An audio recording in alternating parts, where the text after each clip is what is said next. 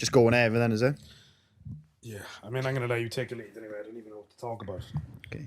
Hi guys, welcome back to the Clwb podcast too. This is episode 24 and we're back in... Today we've got a very special guest. No one. No one. Hi guys, welcome back to the Clwb podcast. Let me do it again. I need to look at the camera and do it.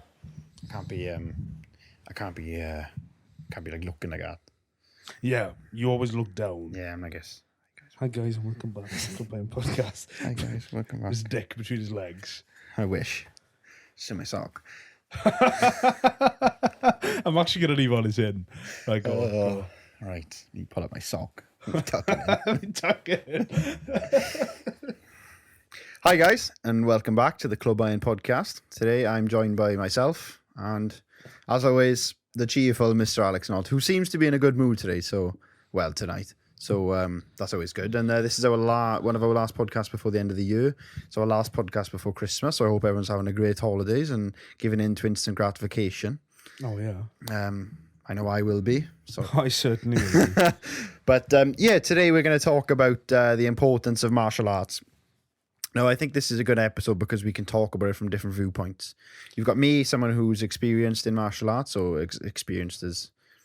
well, little experience, I should say, and you've got Alex, who's a complete novice and hasn't never done any form of real martial art training. Hang on, I'm gonna have to set the record straight. When I was 8 years old, right, I used to go to a little church in Penavan, right. I had a little Aikido. Right? I was like a Aikido orange belt. Yeah. Just wanted to pop that in. All right, because you said I was a complete novice. Yeah. And I'm very clearly not. I've had so you're an expert. I didn't say expert, but I'm definitely intermediate to advanced in the Aikido scene. So yeah. Anyway, you and Andrew Tate. Please continue. But I think this is a good topic to talk about, especially because we can talk about it from different time standpoints. So for now, as of now, Alex has never done any sort of martial art training properly. Aikido it is good, but it's not. Yeah, I was joking. I don't even remember it anyway. I mean, no. Yeah. Anyway, but and I think that Alex's mindset will change, and myself, as many of you might know, I'm getting back into martial arts. I've decided to take that leap alongside getting coached by someone. I can't say that because the YouTube video isn't coming out yet. Oh, yeah. But yeah, I think martial arts honestly are such a key aspect of life. Yeah, thank you for watching. I'm only joking. Wow, that was a good one. No. Yeah, to be honest, I don't really know how I can contribute. I mean, obviously, you had the idea to do this episode, but I'm still a bit skeptical as to how I can really engage in any sort of conversation. But I'm hoping you have some thoughts that you want to discuss, and millions. Then I can bounce off you then. Yeah, well, we spoke about this literally out of a YouTube video. We were filming a YouTube video in PB, and it was Alex's 9-week out video, and literally we spent like 20 minutes talking about how unaware people are of violence. And we spoke about this, and I think people are so unaware of how vulnerable they are. You said about this yourself. As a man, you have like a sort of ego about yourself as being, masculine, and you can carry yourself. But when you don't know how to fight, you don't realize how vulnerable you are. It's all kind of like false, really. It can be broken down in an instant without your consent, really. And it's like if I walked up to you on the street now, like Alex, you're quite a big guy, and you're quite strong, but I could make you my bitch. Like I don't like that thought though. It's wild because you see someone on the street, and this happens in bullying. You see loads of videos online of children online who get bullied, who do martial arts, who like resist it, and then next thing you know they snap like that. And you've probably seen videos of people getting slammed in their head, like bullies getting like absolutely nailed, and people skinny are just kid versus like a mass. In fact, Conor Morris was telling me about this Italian bloke who used to train with you and wherever you Fight Project. You go. Fight Project. Yeah. I can't remember what his name was, what he said his name was, but apparently he was some little kid looking guy, small, but he would like one of the hardest blocks he knew. Like he would smash anyone. Yeah, I can't think. Who I'll have to find his name for you. Yeah, but honestly, martial arts are so good for you mentally as well as physically. Like, yeah, obviously everyone can imagine the physical benefits of being able to fight. But honestly, the largest benefit for me is, so when I walk into a room now, I feel like at peace. Like, for example, when you fight, you know that whenever things hit the fan, it's like having an insurance policy. Like if you were driving around a car without car insurance, you'd be shit scared to have a car crash. Like, you would be anyway. But if you had no insurance in your car and you hit someone, you'd think, oh, shit. So why not insure yourself in the real world with skills of fighting? Yeah. I think that's such a thought. Like, imagine like walking into a room and like not being able to defend yourself, or like have any competent knowledge. But it's not just about the ability to defend yourself if shit hits the fan. I think it's the confidence that comes with it. For me now, I know if I walk into a room, I need to be careful because I have an ego and I present my ego publicly. It's not a secret that I'm arrogant. I don't know why I'm doing it like that. I'm kind of arrogant, but you know, but if I walk into a room now, there are going to be people that think, oh, he's got an ego. I've got to be careful what I say and who I say it to, because I can't take on everybody. You know, I'm not skilled enough to fight. I'm not saying in one go. I'm saying you see Alex in public Russian. Don't pile him. Don't. But you know, I can't just know that if something goes wrong, or if somebody starts on me because they think, right, this guy needs to put him back in his place. I don't know how am I going to physically respond to that, and that's why I have a lot of insecurity. I'm like, I know I'm worth this much. And I know I'm of high value, and I should be able to carry myself confidently. And if that's perceived as arrogance, fine. But then it creates a lot of insecurity and a lot of anxiety, knowing that I can't physically defend myself to the same standard. You know what I mean? Do you know what I'm trying to say? Like, you can't back up your talk in a way. Well, pretty much, yeah. That's basically what I'm trying to say. I'm just fancying it up, really, aren't I? Yeah, that's the thing here about fighting as well. Is it really will kill your ego. You know, there's been massive. If anyone wants an example of this, if you look at Thor, he recently met with Gordon Ryan is one of the best grapplers of all time, and Thor weighs like 300. Thor is in half Thor Beyonce. Yeah, half Thor Beyonce. Yeah, he weighs like 300 plus pounds. And Gordon Ryan was just playing with him. Like he's 220 400 pounds, by the way, not 300 plus. That's even 400 pounds, and he got manhandled by a 200 pound man. Someone half his size. Yeah, at his peak, I thought was 200 kilo. That's a big boy. He's not that anymore. He's more like 150 now. Yeah, slender 150. But the point in that is, it forces you to destroy your ego. Fighting does simply. You speak to anyone who walks into a martial arts gym, a proper martial arts gym, and their ego is gone. You know, I think it really forces you to reevaluate yourself. I remember when I was training, you know, in Brazilian Jiu-Jitsu, there's a reality that you can get choked unconscious. It happens. The first time I ever got choked unconscious, I pissed my pants. I woke up and pissed my pants. And it's like imagine you can't have an ego after that. You know, like, no. I woke up and like genuinely, I was like, shit, I've pissed my pants. And it's like it probably makes you feel like a young kid. Like when you wake up and your mother's like, oh, let's get you all cleaned up. But you're with other men and you're like, oh shit. And another man has put me I've unconscious. Scraped myself. I've literally unpeeled myself to the most vulnerable, exposed core of myself. There's no way I can then rebuild and present that ego once again without having proved it physically. Yeah. There's a certain self-awareness that comes with that as well. You know, being self-aware of your own ego and knowing what you're capable of, and knowing that you can get destroyed by someone who is half your size, I think is really good. Like, a lot of people like to have an ego and like to be this, like, have a bravado with themselves, but you've got to earn it. I think it's like you can't call yourself like the best without proving it, obviously. And I think you said about backing up your talk a bit with your ego. It's not that I want to be able to hurt people. It's not that I want to be able to use violence in the way. I don't know. It's not that I want to have to back up my talk, because I'm not trying to talk in a way that would even engage in conflict anyway. But I just feel like if I have got an ego, eventually someone's going to come along and they're not going to like it, and I don't want that to shut me down immediately. I want to be able to stand my ground. Yeah, do you know what I mean? But beyond that, let me ask you. You say it's important, martial arts is important, but you're assuming that we have to be able to learn to fight people. Like, is it really that necessary? Are there other ways to be self-aware? There are other ways to protect yourself. Yeah. To protect yourself, then are there other ways? Obviously, I'd say yes. There's numerous ways to protect yourself, but if you look at humans overall, there's been conflict for centuries.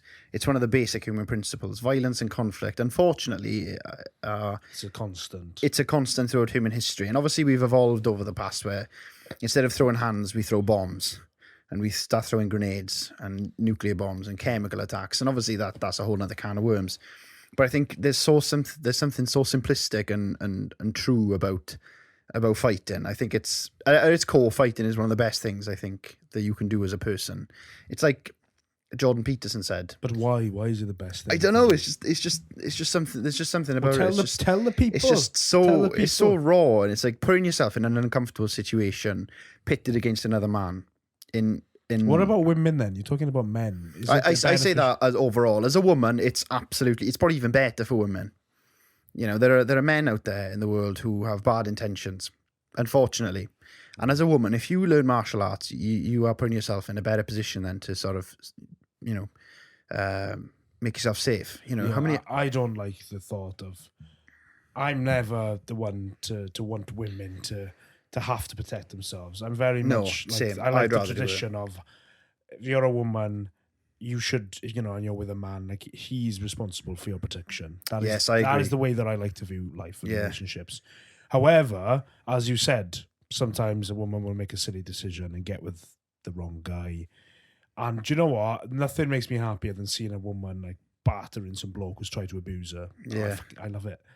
Like being able to stick up for themselves. Yeah, it's that. And the reality of life is, if you live in London, for example, do you know the amount of people who get raped walking home from whatever uni students getting killed? You said they made the tube free for everyone after midnight. No, they made it 24 hours. They made right. the Northern Line 24 hours because women were getting troubled in the night, and raped. So they made that free so that they could get home whenever it was, whatever time it was. And it is a thing, and for women it's obviously important. But it's the same thing for men as well. Like recently our friend got mugged in London while we were there. Well, we weren't there. We won't go into that. We won't get into it, but I'm just saying it happens. Yeah. Possibly, had he had the skills, I'd say he's in a much worse position than me, even though I don't know how to fight. I could probably hold myself better than this man, But that's because of the physical strength and the that I've built. Mm. If I'm coming against somebody who's not as strong as me, I'd like to think that I can use your strength. I can overpower them, yeah. But if they've got fighting skills, then I'm stuffed because I'm slow. Not slow, but I'm going to be slower than somebody. And they can think quicker than you as well. Yeah, and I'm not going to think. That's the thing. I'm not going to think. It's easy for a man, and this is important. It's easy for a man to have this ego and think, you know what? All the time, I imagine myself in a fight, and I imagine myself, right, I'll duck, and then I'll hit them. Do this, do that, do that. No, every man does it, right? If I'm in a fight now, and there's two guys coming up, and I'm with this girl, or something, I'm trying to show off to like a group of people, whatever. I'm like, okay, somebody comes up to me. I'll do this. I'll go and here. And then he's going to swing for me here. I'm going to duck, and then I'm going to catch him there. Yeah. If that happened to me, I'd probably... I wouldn't think. I don't know if I'd like windmill, and like throw. Probably. I don't know. I probably would do something like that. It would be completely unstrategized, and it would be. I would get really worked up, really scared, and I'd act out of fear, which is dangerous as well because I might grab something and smash his head in. Yeah, I've won the fight, but I probably put him. Not defused the situation. I've not defused the situation. I've defused his life. Yeah. Yeah. Do you know what I mean? Yeah. And I know I'm going off on a tangent, but it's these are just my raw thoughts because you can think from a level of experience. I'm just telling you the way that I see things. Yeah. The main thing I like about martial arts and I like about fighting is the whole uncomfortable situation aspect of it. So, for example, I don't know if this is relevant to martial arts, but just say yes. Me and Alex were in London the other day, like a couple of months ago, and he started pissing down. Alex will know this story quite well. God. And we were in Knightsbridge, is it in London we were? Yeah, we were in Mayfair. Yeah, we were in Mayfair. And it started pissing down and like really, really wet. And Alex was like, oh, what can I do? He was like really stressing. And I was just standing there. I was just like, okay. It's just the rain. And I think having martial arts gives you that sort of mindset. I am not one to care about stuff like that. I think there are ways, like I put myself in uncomfortable situations all the time. I get up early when I don't want to. I always have, hang on.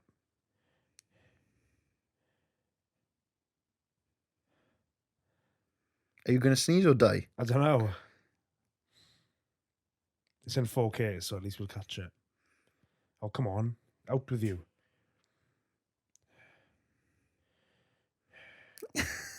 I'm trying here. Ah! I'm going to assume that that's gone. Oh, it hasn't gone. Oh, it's there. Anyway, I'll continue. So, yeah, I put myself in uncomfortable situations. I don't, and again, I don't do any fighting. I don't do any of that. However, I do put myself in uncomfortable situations every day. I have cold showers, very cold showers. Yeah, I like them. And I don't enjoy them ever. I only enjoy them towards the end of them and when I get out. But that's discomfort. Putting myself in those situations, getting up early. But there's no consequence to that, though. What do you mean? There's no like you go you put yourself in the cold shower, you're cold. There's no actual consequence to it. Like in fighting, if you are 1-on-1 with a man, which is an uncomfortable situation, and you don't succeed, there's a chance you're going to get hurt, and that it teaches you to think. I suppose it's a more obvious way, because if you having cold showers, for example, creates better immune system. It helps you with your energy. So there are consequences to not doing it. Are you just saying that it's a lot more real? Yeah, and it's like it's so. And I'm raw. not trying to compare the temperature of your showers to, fighting with another man. It makes me sound a little bit naive to think that those two are on the same level. It's just the thought of besting someone in unarmed combat on an even playing field. It's like it's dominant. It's a masculine thing. It's a nice feeling. And people who have done any martial arts will know this. That getting your hand raised and winning a fight, or winning a competition, whether it be judo, wrestling, BJJ, kickboxing. It's one of the nicest feelings ever. It's one of the nicest feelings I've ever had. When I won any of my competitions or anything, or any fights or anything, I was ecstatic. It's one of the best highs you can ever have in life. And it's so raw and it's so good. And honestly, I think martial arts has changed my personality. It's one of the reasons why I lost so much weight. When I was a fat kid, I started boxing with my friend Evan, and he came down to the boxing gym with me, and I lost loads of weight. And it just continued throughout the years. The times I've been in the best shape of my life has been the times I've been fighting. Like, I've noticed a correlation between my discipline and fighting, and this is another reason why I'm coming back to it now, is because it's no secret that I'm not in the best shape, and my discipline isn't where it should be. And I think that doing Brazilian Jiu-Jitsu will make my discipline be where it needs to be. There's just something that goes on with it. It correlates so well. But you hear a lot of people, right? Andrew Tate is one of them. That says there are two, forms of skill and ability you need as a man. One is intellectual. You have to be intelligent. And there's a lot of people, a lot of leftists, right, that talk about, I can kill you with words. I'm intelligent. I'm cognitively better than you, more intelligent, smarter. But what does that actually mean if you have no physicality? Nothing. But at the same time, what if you could just get really strong and really, really good shape? You're a strong man. You can pick things up. That's got to mean something, right? Not against a trained fighter. It means nothing. I don't mean in a fighting scenario. All right, what do you mean? I mean to create yourself into a high value male. Do you actually need it? Is it necessary? Fighting, I'd say so. Well, you just used an example of Andrew Tate. What's he? World champion kickboxer. Tristan Tate. I think he's European champion kickboxer.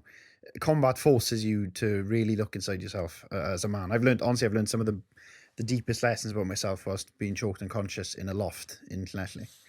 Like, it's incomparable. I've learned more about myself there than I have through any book or any self-talk.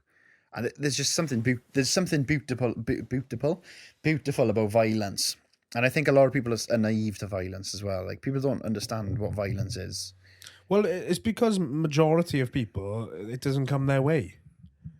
So they haven't had to think about it. Yeah. Because if you play your cards, I say you play your cards, right? I suppose there's a certain element of discreet avoidance where you can avoid these situations without literally running away from them. Do you know what I mean? You're not like avoiding them in the sense that we're not going to go anywhere near there, but Yeah. you're just making smart decisions. Like, I'm not going to attract too much attention to myself. But then, and this is the thing, this is why I'm very, very much interested in it, and I definitely will be giving it a go. Whether it's alongside powerlifting, you know, I'd have to be strategic about it. I'd have to chat to different various people in my life. You know, I've got a lot of management in my life. You know, there's a lot Handlers. a lot of handlers. You know, but I think it is important for me, I think, to really learn it. But as I said before, I could do this discreet avoidance and pretend like I don't need to be. I've got strength. Am I in great shape? No, but I've got strength. I'm stronger than the majority of people my age. Am I stronger than the majority of elite powerlifters my age? No, but that doesn't matter. I am stronger than the majority of people my age and slightly older. You know, however, I do think it is important for me, as I said, to be able to back things up, to know and hold my, you know, instead of looking down when I walk past somebody, I don't want to cower away from anything. Yeah, and that's what fighting will give you. There's a bit of common sense that you can, like, if I walked on the street and there was a group of lads outside a boxing gym, I wouldn't, you know, I'd be careful about how I navigated that. I wouldn't hold my ground if I thought it was going to be really dangerous for me. Yeah. I know you can say, oh yeah, but if they're trained fighters, they're probably quite calm and stuff. I was about assuming there's a group of very angry people who are very dangerous. No to fight. And they had malicious intent, not just calm, nice people. Then I would just probably just walk away. Yeah. But I want the knowledge that I know that I can defend myself if I need to. Yeah. And what if I'm with somebody, like a family member? Yeah, you said this as well. This is a big thing for me. What if I can't defend a family member? That I would never in my life forgive myself for that, ever. You know, and if not for me, then I should do it for other people, so that I'm seen as a protector instead of just some intellectual with a podcast. Yeah, that's the thing. That's my thing. That's my problem. Is my like I sort of have that like instinct to defend and. So do I, and really that's why it pisses me off. I'm sorry to interrupt, but that's why it pisses me off, because I'm like, I have this innate feeling inside of me as a man. I have masculine properties, masculine traits. I want to be a man that protects and provides. I don't necessarily want a partner to have to provide financially for themselves. I want to be that person for my family. I want to retire my parents. I want to be that guy. And physically, I want them to know that they're safe here when I'm here. Yeah. But that's a good point, actually. But I don't know if I have the facilities for that. I don't know if you have the facilities for that, big man. Shut up. Do you want to continue? No. I didn't mean shut up. I mean, you can respond now. Oh, right. No, I agree with that whole protection thing. It's like, imagine if you were down. I would never look for conflict, because that's one thing fighting. I just want to clarify, when I say fighting, I don't mean going out to Wine Street and smashing people's heads in. I mean, like, not the act of fighting. I mean the training of it. You know, the discipline, training boxing, training kickboxing, jiu-jitsu.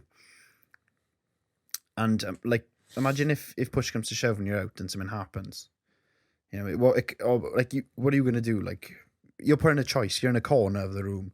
You're going to fight your way out of it, or you're going to cry and get on your knees and beg them to not hurt you. You've then submitted then to another man's will, because you don't have the, you know, the tools in order to defend yourself and put yourself into a situation. Now, I'm not advocating fighting at all. I don't believe in street fighting.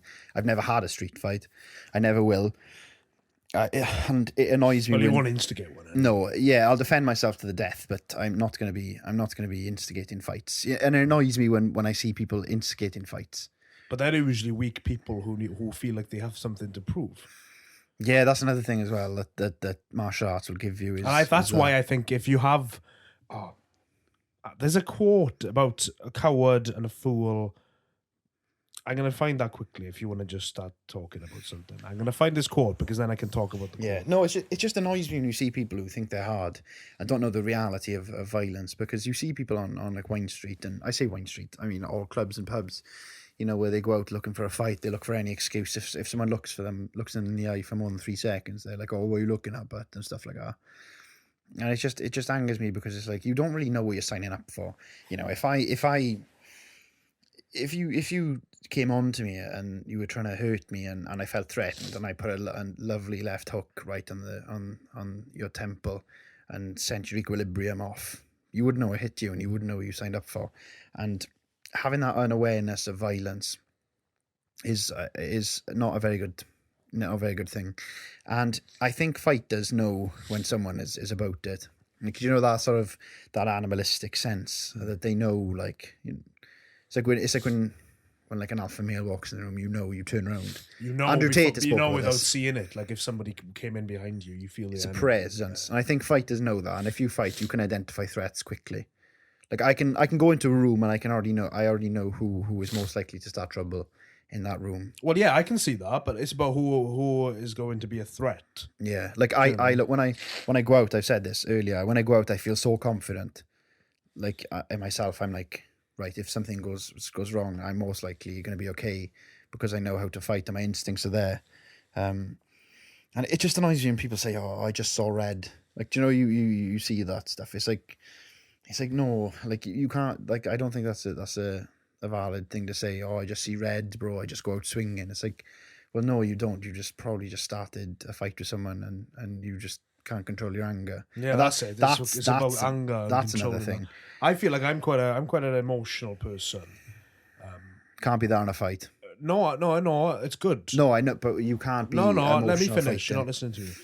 Emotions are good, and that's why I have the potential to be a very, very dangerous human being.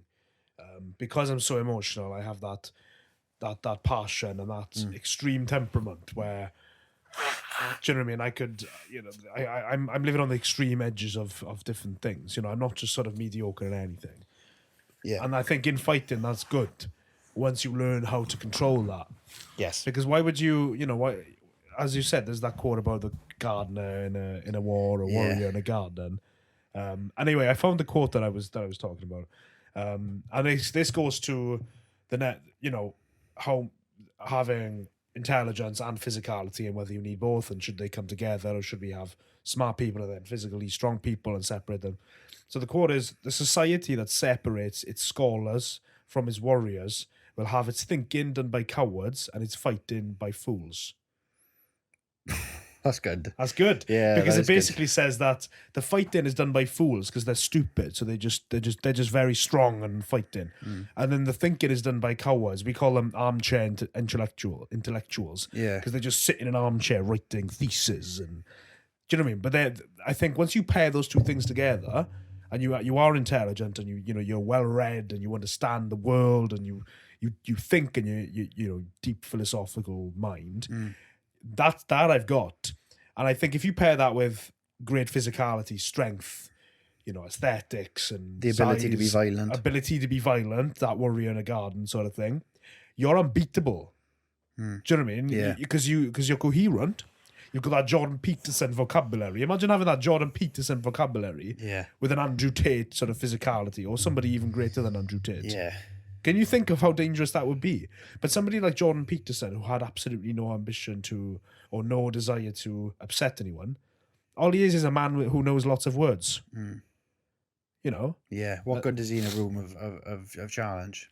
Like intellectual challenge, by all means, but physical challenge, because that's you know, your mind can only operate if you're conscious. If you're knocked unconscious, your mind you can't think your way out of being unconscious. I don't think I've ever in my life been unconscious. It's weird. I wouldn't have been, would I? What do you mean? If I haven't passed out and I haven't been choked out, I would never have been unconscious. You'd know if you because being asleep isn't unconscious. You're still conscious. Unconscious is like knocked out. I don't think I've ever been knocked out or anything like that. Choked out. I have been unconscious. I fell over once. No. Yeah, unconscious as in being choked out is There's a difference between standing up too quickly and falling over and passing out. And being choked out in the gym. And then pissing yourself. Yeah, which I did. I'm proud of that. Honestly, I'm not embarrassed to say that at all, because at least I've done it. At least I've admitted to it.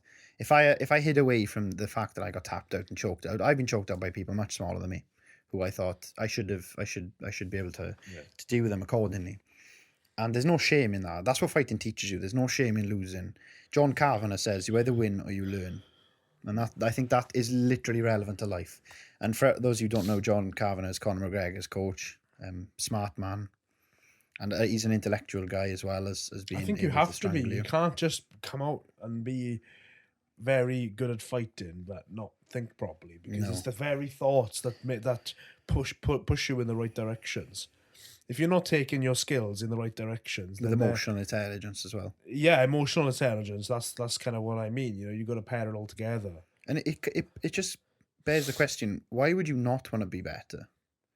Do you know why? If you know you can be a better man and more dangerous, But it's by not just fighting. about that, because a lot of people think better in yourself. Nobody ever thinks about fighting. That's They always think about, I'll read another book. Yes, and I think it's more important to be intellectual than to know how to fight. I think it is more important. Yes, It is I'd more say, important. Yeah, it opens more doors. Yeah, because most of the time you're not going to need to know how to fight. It's like I've never needed to know how to fight, really. But there might be one time. But But what I'm saying is, a lot more times have I come across obstacles that I have been able to overcome with my intelligence rather than physicality. But then, how severe will those obstacles with the fighting be? Because But what I'm saying is, I haven't encountered one. Yeah, no. But what I'm trying to say is you could pass 55 intellectual obstacles, and then you get one physical obstacle in terms of a confrontation, and then you don't know how to fight. Someone hits you in the head. You don't know how to fight, and then next thing you know, you're paralyzed for life, and you're brain dead. Yeah. Well, then, in that case, then it's like a trump card. But that could be a luck thing as well. Yeah, that's a skilled true. fighter could be hit in the back of the head. Yeah. And in fact, they're more likely to be hit in the back of the head because no one's going to tap at them and then face them head on. If they don't know how to fight, they're just going to whack them in the back of the head with a crowbar. Yeah. I mean, I'm not saying I would. I'm saying if there's a man who really wants to hurt them, like, oh, fuck this guy, they're not going to be like, oh, let me have a fair fight with them. Turn around, let's do it man to man. No, they'll get killed. Yeah. So, bang.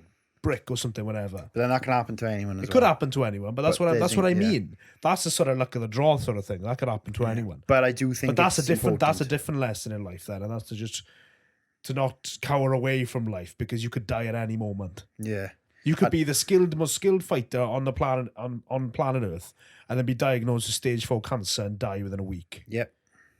Out of your control. Yeah, fight that off. I dare you. Yeah, but there is a beauty in violence that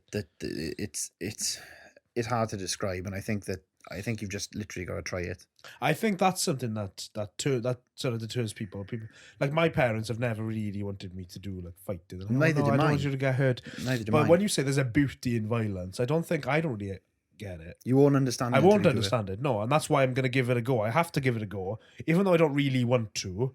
I cannot finish the jigsaw that is my life. And you know, there's a lot of, imagine jigsaw pieces, right? There's one missing, and that's my ability to fight. There's probably a couple more. But what I'm saying, even though the jigsaw pieces can be built upon themselves, you know, like you can color them in, maybe. I know I'm being a bit weird in this example, though. But I think you can't finish the puzzle. You can't even connect all the dots and become that full circle, well-rounded individual without that element. No. Especially as a man, but also as a woman, I think that's beneficial in its own way. I agree. But as a man, because that's what I'm thinking, because I can relate to men, I can't relate to women as much. Yeah. And I think that is necessary. And I don't think that I can continue to go through life. I think I've left it long enough and avoided it long enough. I don't think I can continue to go through life without at least... I don't want to compete. You want competence. I want full and utter physical and mental competence. I'm mentally competent. Every day I work to become more intelligent, but I've always been quite intelligent. I've always learned things. I've always been good like that. Never really done fighting. It's something that I should have done already, but haven't, so now I need to do it. Yeah. I'm not going to compete. I don't care for it. Maybe I will. Maybe when I start doing it, I will. I don't know. I hope you do. I really would love to see you compete. Yeah, because I've competed multiple times, and it's one of the most nerve-wracking experiences ever. It's more nervous than anything I've ever done in my life. It's more nerve-wracking than sitting here on a podcast. And I know a lot of you might think, what you mean you get nervous with podcasts, all you're doing is talking. But trust me, put a microphone and a headset on and you'll experience the nerves that we experience sometimes. Yeah, but I'll be completely honest. I already know that if I was competing in BJJ, I'd be absolutely shitting myself because I don't like stuff like that anyway. Competition has always been something I'm shaking with the thought of it right now. I've got a second even the powerlifting competition I'm doing, I'm scared for.